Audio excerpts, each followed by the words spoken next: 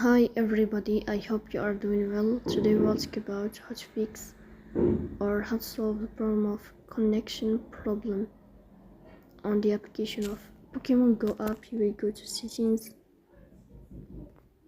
Here we click on apps, default apps, app settings. On above you will search about Pokemon Go. Here we click on first stop and you will click OK. Then you will enter to storage. Here we click on clear cache. Then we go to Play Store. We'll search about Pokemon Go. If you find update, then you will update your app to fix that problem. So that's all. Don't forget to support us by like and subscribe. See you next time and thank you for your watching and your attention.